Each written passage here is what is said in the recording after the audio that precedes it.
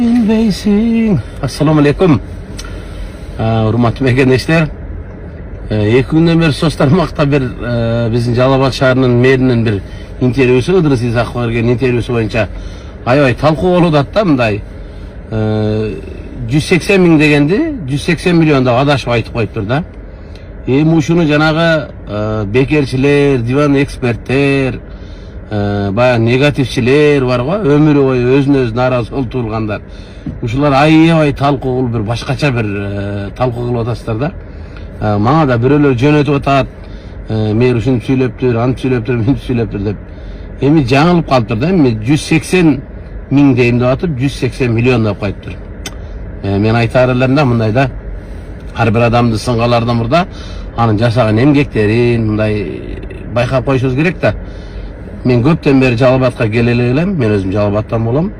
Мен келгениме 2 күн болду. Жалал Абадта аябай сонун иштер болуп аттыр. Мыкты иштер болуп аттыр, өнүгүү болуп аттыр. Өзгөрүүлөр бир топ көпкен. Мен ошону көрүп, биздин Жалал Абад шаарынын мэрине ал кишинин дагы, ал баланын, ал жигиттин дагы салымы чоң да. Мен аябай ыраазы болдум. Ошо Эрнест Ромоков деген жигитке. Мен таң калган жерим, учурунда бирөөлөр бизди койсуңар, малсыңар десе дагы унчукпай оозубузга талкан салып келгенбиз да. Эми жакшынакай иш алып барып аткан жигит, өзүнүн эмгеги ишине тың болуп иштеп аткан жигит 180 миллионду 180 миңди 180 миллион деп айтып койсо, мына мен да адашытам деп айтып койсо, эми ушундан айланайын жөн эле саясат жасап башкача болуп атасыздар да.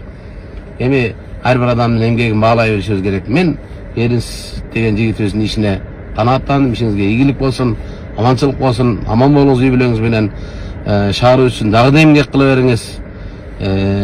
Ийитире берет, кербен жүрө берет дегендей ишиңизге ийгилик болсун. Ал нерсеге көңүл бурбаңыз. Жакшы адамдардын артынан ошентип сөз ээрчип турат кээ бир кезде. Ишиңизге ийгилик болсун.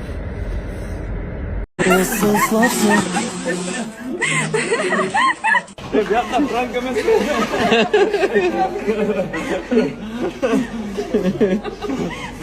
Бүгін да франкқа шығып қалды. Астайытқа келсек мына қырғыздың сыймығы Мейрим Жұманазарға өзі келіп қалды.